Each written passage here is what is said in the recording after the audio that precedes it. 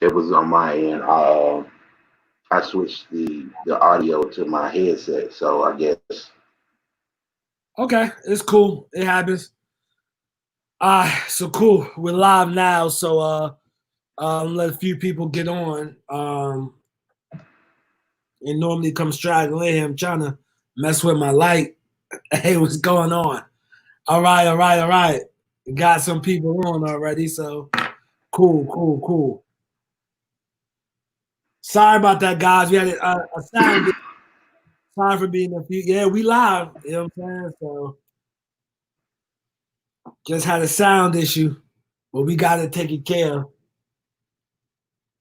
Nothing too crazy.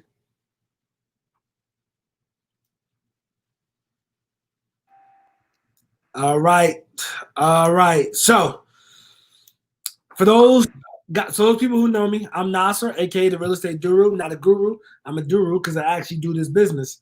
So I get a lot of questions about virtual wholesaling, a whole bunch of questions about virtual wholesaling, and just 100% transparent. I don't do that. I just do my market, the Charlotte metro area, so surrounding areas. So I have a lot of data to run through and people to get. Like, so for example, we're probably working on like in my business, like maybe my third contract this week. Um, already, we closed one assignment today for like 12 grand, which is nothing too spectacular, just a average spread. But I'm saying that to say that I do a lot of stuff around here, so I don't necessarily go to virtual wholesaling. A lot of people had questions about virtual wholesaling and everything, so I brung on because he was answering everybody's comments and the questions. So I brung on my man Chris Jackson, right? So me and Chris, we've been Facebook friends probably, I don't know, 3, 4, 5 years, I don't know, but Chris, let's start with your background. Where did you grow up at, and how did you get started in real estate? So I grew up in St. Louis, Missouri. Um, my background in real estate, as far as how I got started, basically like everybody else, looking at you on YouTube, looking at Sam Bell, all the old school guys um, that was doing the wholesaling back in the day, and never really took action. You know what I mean? Had more of the knowledge than really taking action. And then around 2012 is when I started to basically put the knowledge into to action versus holding on to it. Being the information hoarder. Okay, all right, okay, cool, cool, cool. So 2012, you did your first day. You started to take action. Right, right. So when you And took then, did you take action locally or virtually? so my first deal was virtual Wow. right out the gate. Okay. So all right, My stop there. Let's stop there. So 2012, you're in St. Louis. So from you being in St. Louis, where did you do your first deal at? So I did my first deal in St. Louis, but I wasn't staying in St. Louis at that time. I grew up in St. Louis, but I live in Dallas. Okay, So, you live in Dallas. Okay, cool. So right. all right. So walk us through that first deal and how much did you make on that first one? So the first deal in my mind was that was the easiest place to do a deal, being that it was, my backyard basically. Yeah. Um, so the first deal was pretty much easy. You know what I mean? The direct mail. You know what I mean? I started off with the absentee list, like everybody else. You pull the list, you mail out some letters, and somebody called me back, and she wanted to sell the property. It was a little bit of a headache to navigate, being that it was my first wholesale deal, period, let alone it being virtual. So basically, I just put my ducks in a row. Um, I got somebody that was local that was doing deals, and we partnered together. And they basically handled all the footwork, getting the contract and all that stuff. And we had a little bit of a hiccup at first because the seller wanted to back out the deal because she never met me. and I was the original person to contact her and speak with her on the phone. And then here it comes a third party is coming in and handling all the footwork and taking it to basically the finish line. So she kind of got antsy, and we navigated through that. We ended up closing the deal. It was a little rental. If anybody knows anything about St. Louis, it's majority of a rental market. You know what I mean? Like most of the Midwest. There are some areas that you can flip in, but majority of it is rental. Right. So we end up splitting the deal. The deal wasn't a big deal. It was like $8,000. So we split it, $4,000 a piece. And then from there, um, I stopped. I didn't keep going. Uh, life happens. You drop the ball, and I picked it back up 2015. Oh, okay. So I stopped for a while. Yeah. So when I picked it back up 2015, that's when I started swinging in your market. Okay. And doing deals in North Carolina. So like that was the thing that really opened up the virtual side of it for me. You know what I mean? Because I did one, and then here it is on my second one. It works again. So doing deals in Texas was out the door for me. That wasn't even an option. You know what I mean? Because of one, the marketing dollars. You know what I mean, that it takes to operate in a big market. I heard. And definitely heard. Two, it's like you send in mail or you making phone calls in these rental markets, and the deals are basically low hanging fruit. You know what I mean? Like you talk to 10, 15 people, 3 or 4 of those people are gonna want to sell. One or two might be a deal. Yeah. But you're gonna get a contract pretty fast. Not saying all the time that it's gonna be a big deal. You know what I mean? But I kind of look at it as whatever the check is that you make off the deal, you're being consistent with it, and it keeps you going. It keeps you motivated, and it lets you know that this is real. Okay. And it gets you to the next deal. You know what I mean? As far as marketing budget. Yeah, absolutely. Definitely get you to the next deal. All right, so you get your first deal in 2012. I did my first deal in 2011. I got fired in September 2012. You're coming around watching my YouTube stuff, get motivated out there. You do your first deal, then you stop. Okay. So when you stop, you took a break for 3 years at the $4,000 check. Now, if you guys don't remember, in 2012, we're still in like the worst recession since the Great Depression. So $4,000 was good money. My first deal, I think I made what, 2,000 after paying my mentor. I think I was like 12. I took home like 1,600, whatever. But yeah, that was those $8,000 hit back then. Really good, believe it or not. So all right, he took home his hat, 4,000, and in St. Louis, which is he's saying the rental market. So all right, and you partnered up to make it easier. Now, then you took that 3-year break. Life happened. Take a 3-year break. Then what made you say like, yo, I gotta get back in wholesale in 2015? What made you do that? So 2015. I'm at the tail end of the gravy train on my oil field job. So okay. when I stopped, I had just got a job in the oil field. The money was good. They brought me right in, making good money. I wasn't actually out in the field. I was in the office working. So it was like I was basically running the ship. I was the office manager. I was handling all the business, making sure the rail cars came in, making sure trucks was getting loaded, stuff like that. So I had bosses, but they were at home bosses. You know what I mean? They might come out to the yard every now and then to check on things and get paperwork and stuff like that. Other than that, it was just me out there in the office, you know what I mean, in the middle of nowhere. So it was a gravy train. You know what I mean? Like I made 19,000 take home in 3 months. So I was like, I wasn't really tripping off real estate. Yeah, it was in the back of my mind. I was still watching videos and stuff like that, keeping updated with what's going on and learning. But I was like, man, I'm doing this right now. Right. Yeah. So makes sense because I heard about those oil jobs in Dallas. Excuse me, I heard about those oil jobs in Dallas, and I heard they definitely pay very well.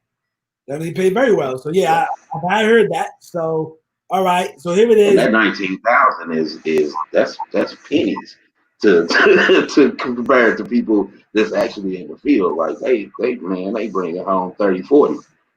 No, I've heard that. I've definitely heard that. Heard them, that they pay very well at those oil field jobs down in Texas. So yeah, especially Dallas. Definitely, I've heard about those. So all right, so you got the cushion. You're at the job. So when the gravy, did the job come to an end? Did they say we're cutting you? What Yeah. happened? So the job came to an end because when I first got onto the job, it was brand new. So the yard that I was working at, they just had opened. I was the only employee other than this other guy that was out there on the yard. So it was just me and him for like 3, 4 months until the yard got fully working. So when I say the gravy train was gravy, I'm talking about bringing in 110, 114, 120 hours on the paycheck. Yeah, You know what I mean? So, because I'm the only one out there. right, And so as the company built up and they started making money, they making millions. The guy who opened the company, he sold a company that he made lasers that cut steel beams to build buildings. right. He sold that company to get in the oil field, and once he built that up, he sold it to somebody else. So when they came in, they wasn't tripping off of, well, when I got there, they wasn't tripping off anything. When the new people came in, that's when they started to change the rules. They want to drug test you. They want to do background checks. They want to do this, so on and so forth. And then where the company was at is out in Lubbock, Texas, in West Texas. So, pretty much they can hire people from Texas Tech that's more qualified for a cheaper rate.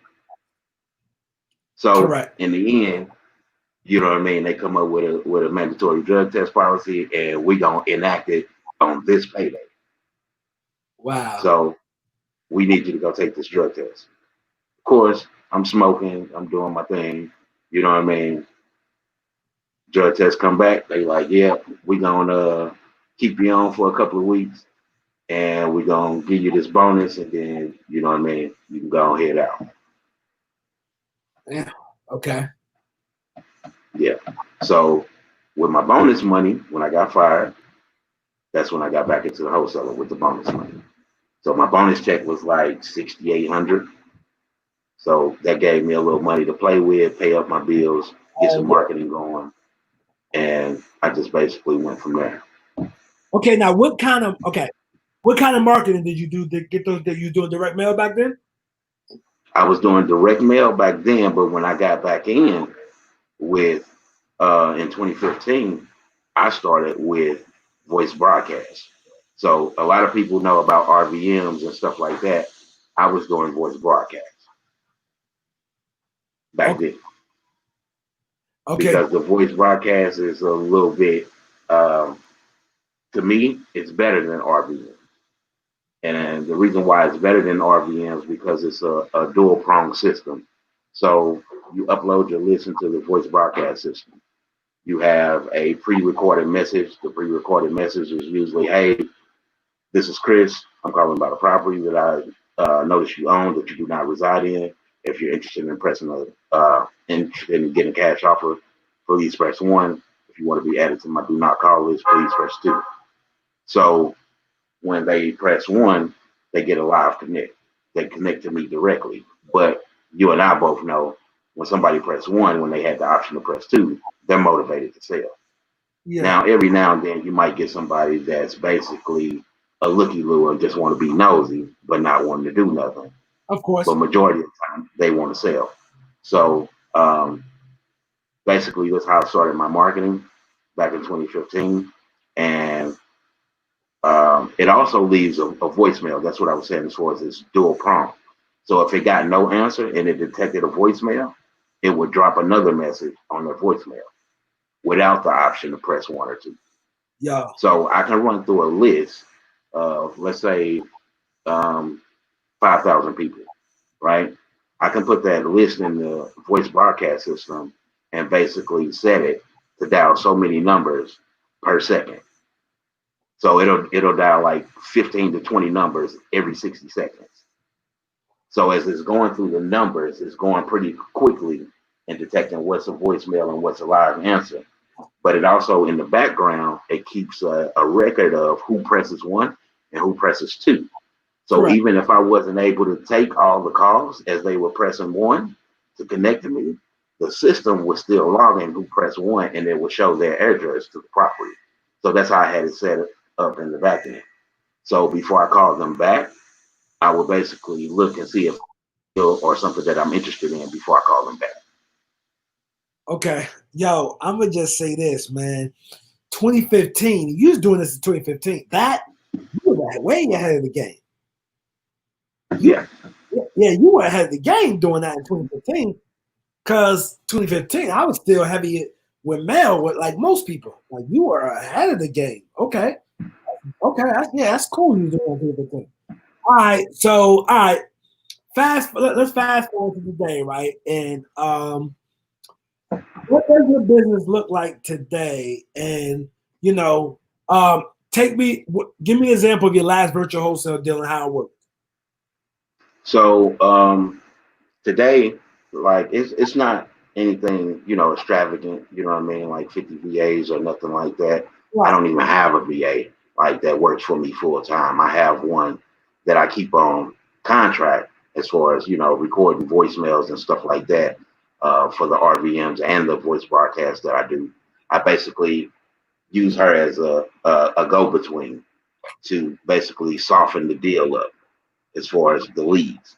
So I use a female voice to capture the lead, Me and too. then I'll answer the phone when they call back. So Same. she'll do a soft introduction like, "Hey, this is Ann. Give me or my partner Chris a call back." So basically, like I said, with the wholesaling, bro, I'm a switch hitter when it comes to markets. I don't stick to one particular market. I might do a deal in St. Louis. I might do a deal, in Ohio. I might do a deal in Iowa. You know what I mean? Because of prop stream, basically. Prop stream is low hanging fruit, and a lot of people don't realize that. You don't have to be in one particular market. You don't have to stick to one thing. Yeah, I strongly agree with that. People don't realize that, like the power of prop stream. Like what you said. Me, I'm very familiar with the Charlotte market. I've been doing it so long, I feel comfortable here. But what you just said, I had that conversation with my team. I said, yo, with this, we can go in multiple markets. But I strongly agree with that statement. If you do not have prop stream, guys, you can go to durudata.com. 7-day free trial. Make sure you download the app. And the 7-day free trial, you can download, potentially try to download a list. You're eligible for like, I believe, 10,000 leads for free. So, I mean, you can start there. But PropStream can be a powerful tool if you leverage it correctly at gurudata.com. Okay, so Chris, walk me through your last virtual deal. So my last virtual deal was from the Facebook buy sell trade groups. Um, every local city then there has a buy sell trade group. Yep. So what I basically do in the buy sell trade groups is I go in there and I make several posts throughout the groups. So let's say Charlotte has 50 or 60 buy sell trade groups. I'll go in there and post and say that I'm looking for a couple of properties to buy within the next 30 days. So that's where my last deal came from. I posted in the group. I got a response back from a guy who knew a family friend that wanted to sell a property. And he wanted to sell the property because him and his sister had an agreement. Um, he loaned her some money on the taxes. It was actually a probate, but it was a probate after the fact. So mother, father had already passed away. It's the brothers and sister's house. The sister lives in it with her husband. They fell behind on taxes. The brother ended up getting the notice. He loans them the money to catch up on the taxes. There's no sign of them paying him his $12,000 back. Right. So they reached an agreement that they wanted to sell the property. Okay. So the guy responded to me. He said, "Hey, I have a family friend. He wants to sell the property. It's his sister's. She stays in it. Um, if you're really gonna give me $1,200 on a referral fee, I can give you his number right now." So I was like, "Yeah, once the transaction is solidified and we go to closing, after we close, I'll give you 1,200." Um, he sent me the dude's number. I called him right away. I got on the phone with him. We talked. I kind of walked him through, what it is that I do and things like that. He gave me the rundown on what the situation was. Like I told you, he loaned his sister some money, blah, blah, blah, so on and so forth. And several wholesalers within the Dallas area had already been out to the property. Okay. These people wanted 120,000 for a house that has an ARV of like 220, 225. Okay. It's a 3-2 brick, immaculate, like clean. When I say clean, it's clean. It has a pool, has a new fence. Everything has a warranty on it. They have the warranty from when they had the roof replaced, so on and so forth. So all the wholesalers that came out there was, I'll give you 105, I'll give you 110, so on and so forth, because everybody has this mentality in the DFW area. And this is not to knock anybody, but it's just the truth. They have a mentality out here that every deal is 15, 20, 30,000 on a wholesale fee. Yeah. You know what I mean? And 9 times out of 10, if they say it's not a deal, it's because they can't make the 15, 20, 30,000 off the Yeah. wholesale fee. But Yeah. it's a deal. Right. See, I don't have a big operation like I said. So if I make $5,000, it's a deal. Base hits. So, Okay. All right. I'm with you. right. So I'm talking to the brother, and as I'm talking to the brother, I'm giving him the rundown, and I got my contract already open. I've already looked the owner up, already got the information, and I'm ready to go. As soon as he say, "Yeah, I'm gonna need your email, and I'm finna send this contract over to you." So when we got to that point, he was like, "Well, I got a guy from Home Investors that's coming out to look at it right now, and you know, um, I want to see what he's talking about, and we'll go from there." And I basically just stopped him in his tracks. I said, "Jody, look, I'm wanting to purchase the property. I don't need to come out and look at the property. I'm not going to negotiate you down on your price. You want 120,000.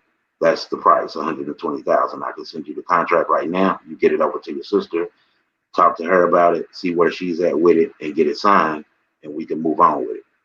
So he was like, "Well, all right."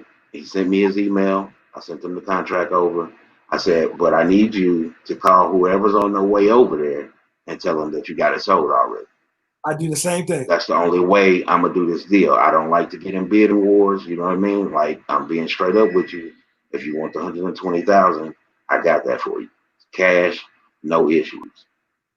So that's what he did. This was like 5:30 in the afternoon. He called me back like 7:45, 8 o'clock that night. He was like, "Hey, I talked to my sister. Uh, she wants you to change a couple of things in the contract, and one of the conditions about the deal, they wanted a lease back on." So this is the way the deal was set up. Um, they were going to move to a new property, but they hadn't found the property yet. So what we did was we did a lease back on it to where they were getting the 120,000, and basically they were going to lease it for above market rents. I told them, if I do lease it back to you, it's going to be for above market rents. So I put in there that they were supposed to lease it back at like 1550 or some change or something like that a month, and that I needed 2 months on a deposit. So at closing, you're going to pay 2 months on the deposit plus the first month's rent. Okay. So we getting several grand back at closing as a deposit and first month rent. Okay. Like, we're not going into this where you're gonna pay us the following month or anything like that. So I did all that. I negotiated all that and set that up before I even had a buyer for the property. Yeah. So once I introduced that to my buyer and told him, hey, that we gonna have a lease back on it, it wouldn't be any pushback because he's getting paid at closing. Whoever the buyer may have been, they're getting paid at closing, and they're collecting rent immediately. Right. So, long story short, I called a few people. I posted it on my Facebook page, on my regular Facebook profile. And I guess one of the wholesalers that had been out to the property already noticed the property on my profile and sent my post to the seller. So, yeah. So when my buyer hit me back and was like, hey, I want to go take a look at it tomorrow, I started texting the seller. I'm like, hey, Jody, I'm gonna need to get in the property for the inspection. Now that we got everything over to the title company and everything's rocking and rolling, I'm gonna need to get in the property to take a look around. It's only gonna take 15, 20 minutes. And he was like, yeah, I seen that you had it posted on Facebook. And did you find a buyer? I was like, I don't know what you're talking about. As I told you before, I'm keeping this as a rental. And we're gonna proceed as I told you before. So he left that alone. Once I corrected that issue, he left it alone. He didn't say nothing else about that. We set up a time for my buyer to go over there. My buyer went over. He looked at the property. He wasn't in there like fucking 10 minutes. He came back out. He was like, hey, send that assignment. So I ended up selling it to him for 130. And my reason for selling it to him for 130 was that I knew that he was for real. And I don't like running 50 buyers through my properties. I'm saying, bro, I'm the same exact way, bro. Same exact way. If I know a guy serious and he's ready to go, nah, that's it. I don't want to get in a bidding war. None of that. I don't want to run 50 people to the property. I want to get this thing to the closing table. Right, because the seller had already let me know, basically with the comment in the text, that he was tipped off that I'm basically wholesaling. Yep. You know what I mean?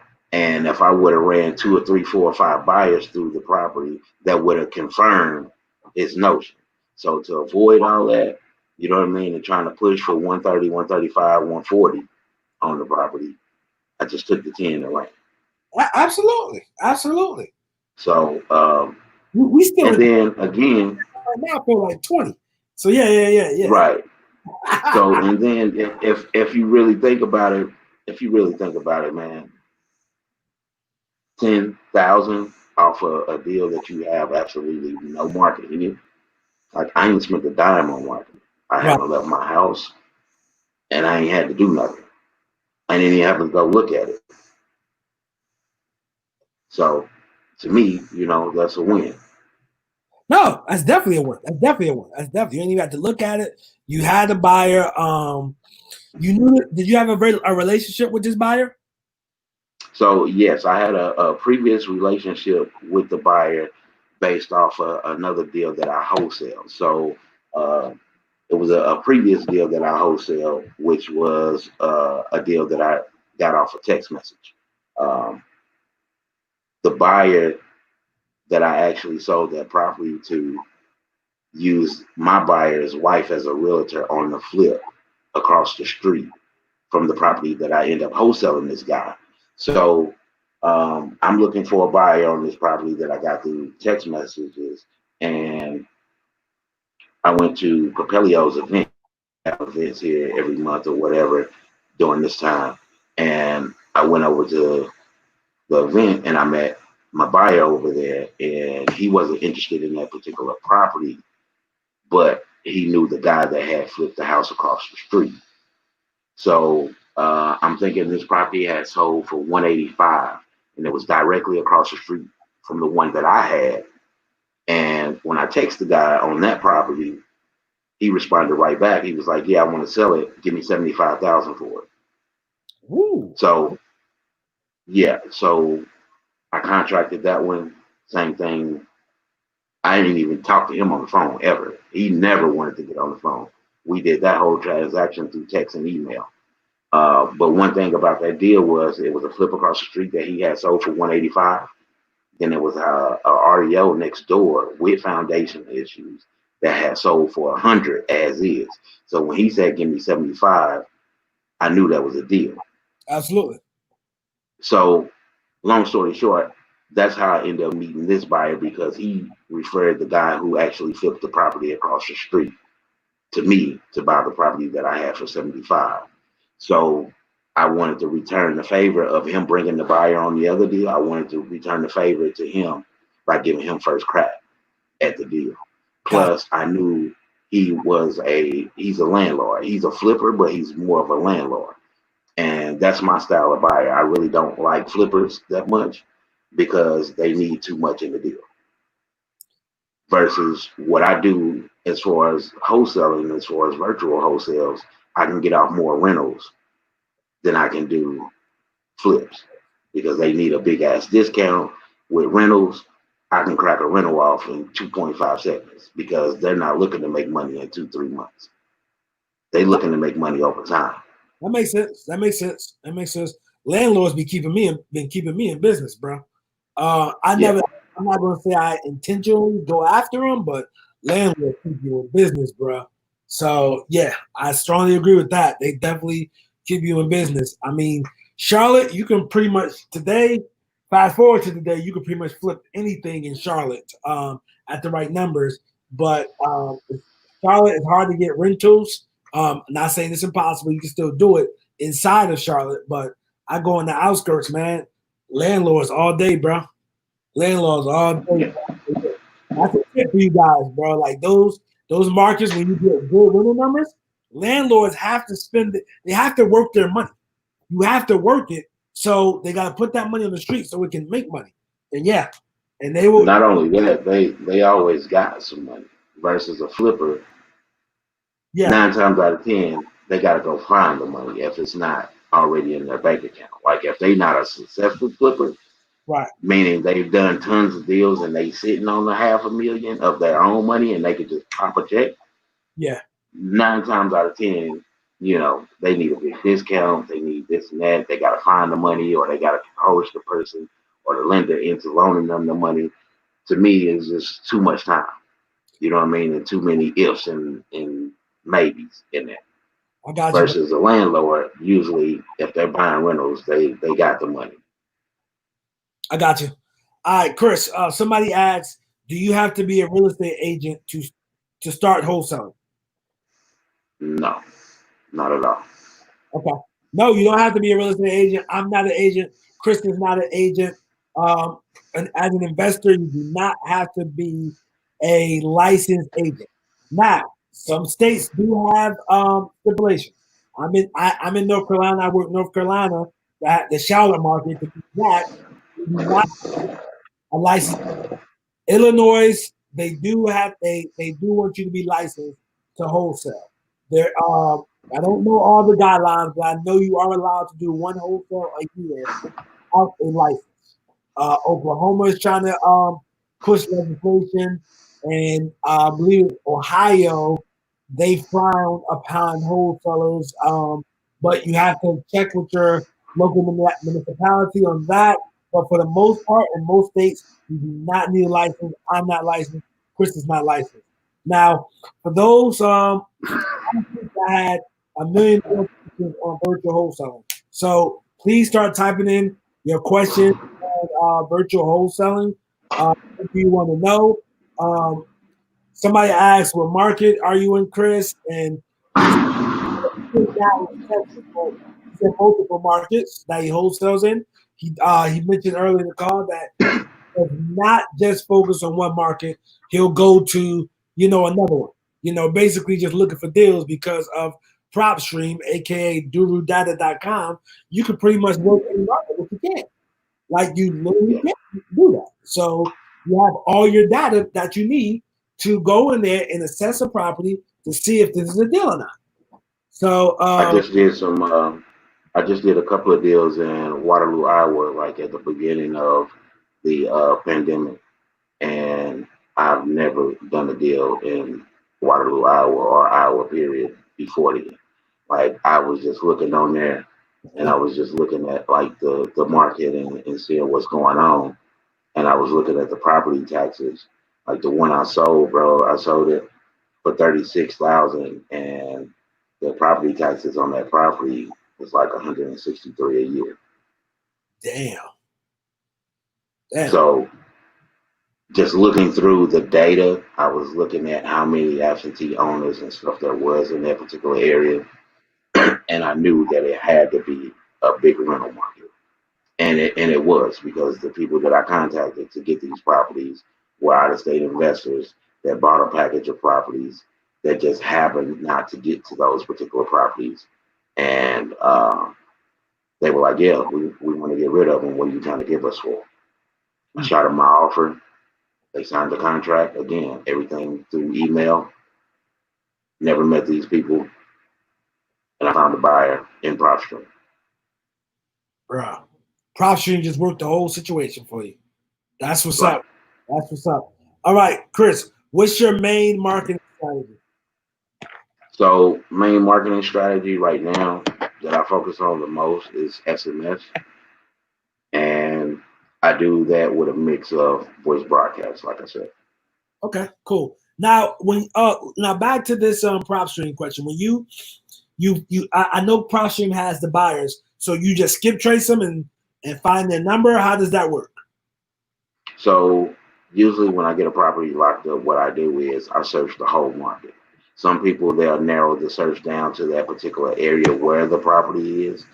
I just search the whole market, and I look at the consistency of the purchases between one particular company or one particular individual versus another.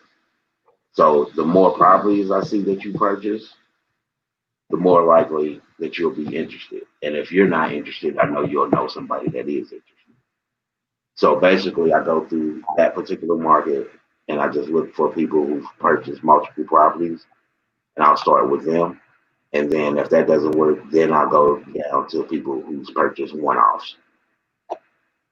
All right, so in PropStream, do they have these people contact information, or you got to skip trace them? No, you have to actually skip trace them.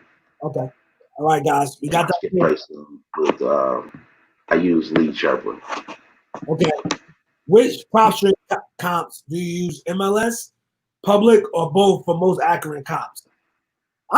So I just use all of them. What do you do?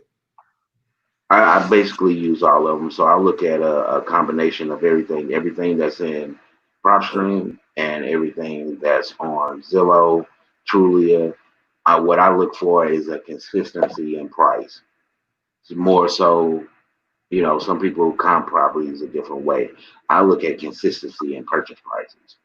So if I see properties are consistently purchased in between 12 and 19,000 in this particular area, that's kind of the range I go to, and then I'll stick to the lowest range as Of course. All right. Sounds good.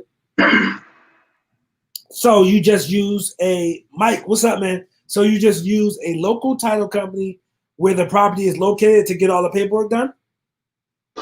Yeah, so every state is different. Some states are attorney states, some states are title companies, and basically you'll figure that out depending on your research or what you're doing to figure the market out. I usually figure that out through Google, but there are nationwide title companies Okay. that you can go through to maneuver deals. So the nationwide title company or attorney, what they'll do is they'll accept the paperwork and get the title started, and basically reach out to the conglomerates of the people that's in the local area to finish the deal out, or they'll do everything remotely. They'll send mobile notaries out to the Okay. seller and the buyer. Yep. Okay. Cool. Which system do you use for SMS? I use REI Reply. REI Reply. Okay, cool. I never heard of that one. Let me check that one out. REI Reply. Okay. Someone asked, "What's your social media?" Chris Jackson on Facebook. Chris, On IG, it's figures_6.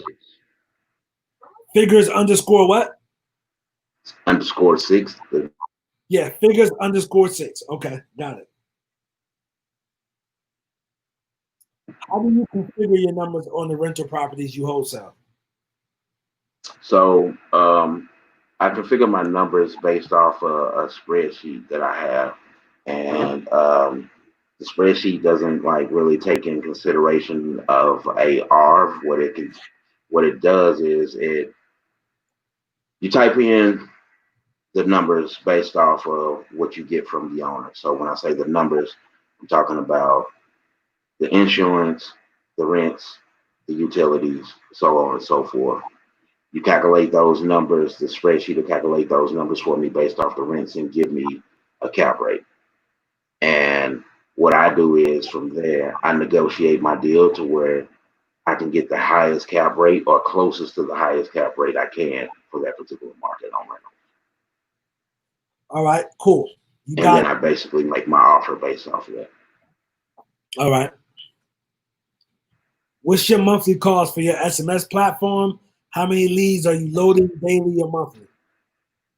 So REI Reply, I don't know if they're still doing the promo that they had, but REI Reply is $49 a month. Okay. And REI Reply knocks out everything. It knocks out MailChimp, it knocks out Podio, all that. It's everything in one. That's the reason why I switched over to it. So everything that you think you can do in Podio, follow-up systems, all that, it does all that times 10. And it's already built out because it's built out by other investors. So you don't have to type up any campaigns. The campaigns are already typed out for you. The messages are already typed out, email, text, and RPM. And it's a multi-step campaigns that you can set up in there. So I can set up the system to where it sends out a text, and if they don't reply to that text in a certain amount of time, it's going to automatically drop a RVM.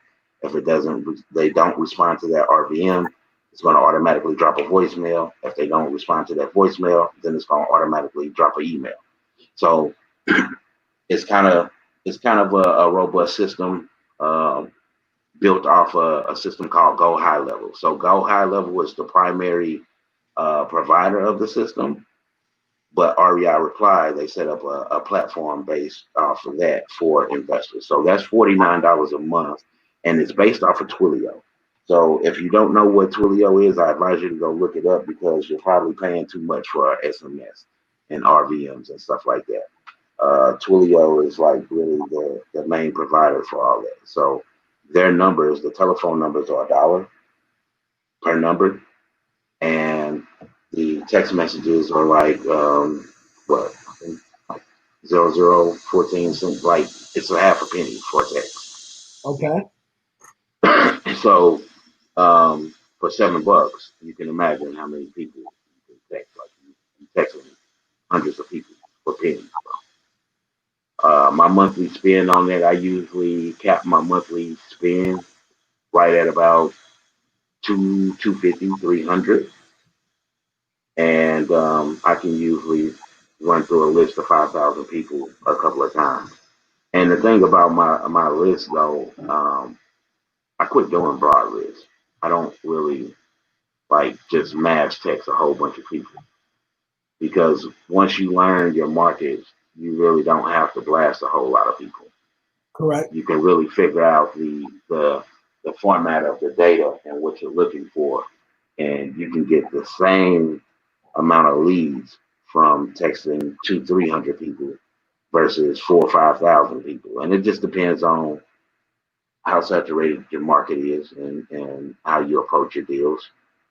But a lot of the deals that people uh, pass up, it's either one or two things. They're looking at the deal as a flip, and it's actually a rental, and they don't know that, and they're pitching it to flippers instead of pitching it to landlords. Or you take your data and you don't effectively market to it. And when I say you don't effectively market to it, you stick to one channel, which is probably SMS or cold calling. A lot of people probably shouldn't be cold calling their list. A lot of people should probably do SMS with a combination of email or RVM with a combination of email, because those things are more effective sometimes and have a long lasting effect versus the cold calls. If you're not a professional cold caller, if that's not something that you like to do, you're not going to follow up with those people a lot. I agree. You I know what I mean? So, like with me, I'm an introvert. So I know that the chances of me knocking a deal and contacting the seller via SMS or via email 1,000 times is more higher than me sitting there trying to call them. And it takes out the stigma of what it is they're gonna say, or they're gonna reject you, or they're gonna cuss you out, stuff like that. You know what I mean? Because you can send them 2 or 3 emails, and they can tell you no in the email, or they can tell you no on the text message. You know what I mean? But a week from now, you can switch the telephone number up and hit them again. right. You know. Um, so all in all, like marketing budget and stuff like that, man, I don't spend over $1,000 a month. Yeah, So I'm probably right at about 500. yeah. And I believe that because with SMS, RVM, even cold calling, man, marketing can be so cheap, man. So like when I was doing mail at one point here, and I'm quite sure people heard me say this before, man, at one point I was spending 15 to 20 grand just in Charlotte. So with mail, Yeah, just in Charlotte. And my man CJ, shout out to CJ in Richmond, Virginia. He used to tell me, bro, get out that mail, bro, get out that mail. And it got so saturated, and the return was no longer there. So, boom, I got off the mail and switched over to SMS, and and yeah, like now even when the COVID is going on, see, I was doing base hits, but it didn't really kill me. And I wasn't one of those guys saying, about to cry. The world is turning over. I got to get back, and risk my health and everybody else's health because I don't have a big overhead, so I don't have a right, big right. overhead. So yeah, like I was good. That's the main thing, man, is not trying to overdo yourself and compete with the big dogs. See, a lot of people, man, they get caught up in trying to compete with the big dogs, and you're nowhere near the big dog status yet. Like you don't even have a reason in this world to be trying to use all these different systems, Correct. or you know do a high volume of marketing, because in all actuality, man, a real high volume of marketing, you would need a team, and you can't focus on all those leads. And I'm just being real with you because I've tried it before.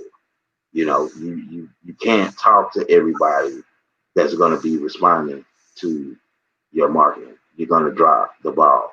So it's best to stay in your lane, figure out what works for you, get a system, and consistently do the base hits and build up your nest egg until you're ready to expand.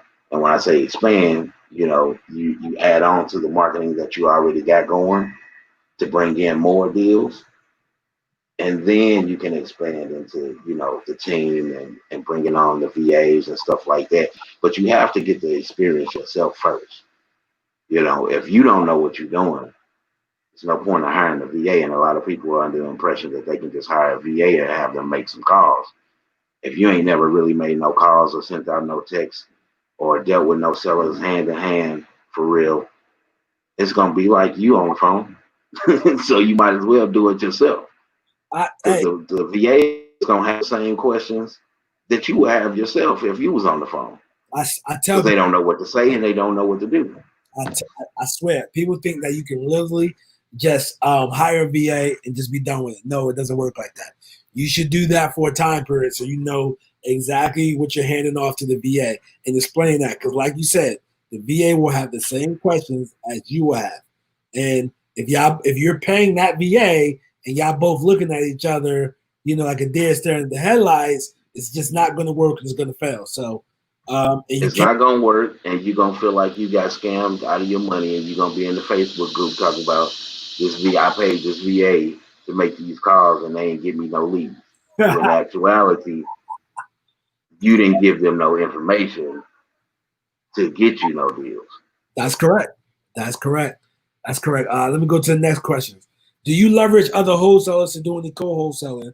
What do you think of that strategy? So I have. I've used other wholesalers in different markets. I've partnered with people, and I can say this. Um, with that, you have to basically, what's the word?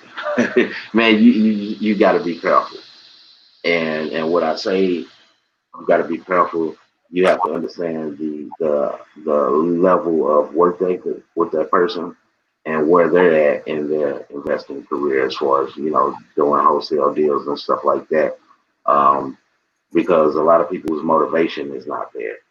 Or then you have the other issue to where people might snake you out of deals.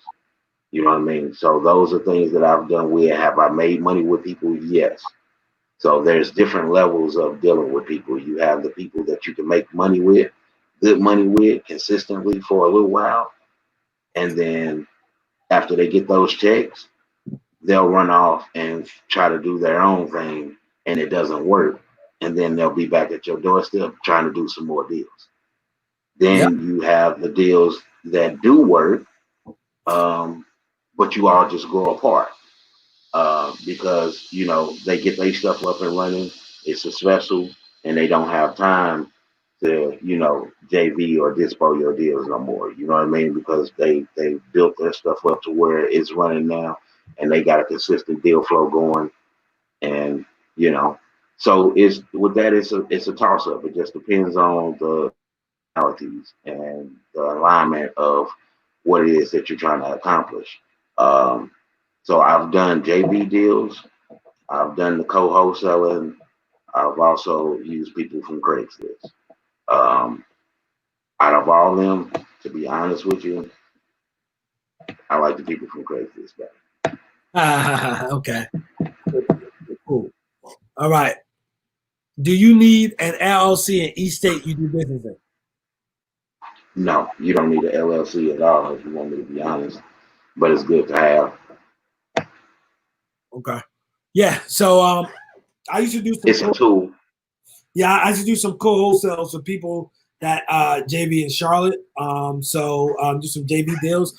A lot of the time the guys will use their personal name. So the attorneys here wouldn't give them a hard time if the LLC was out of state because technically you're supposed to get permission to operate in that state with the LLC. So some guys use their personal name and the wholesale here, so that's an option as well. But having an LLC for each state, I wouldn't recommend all that.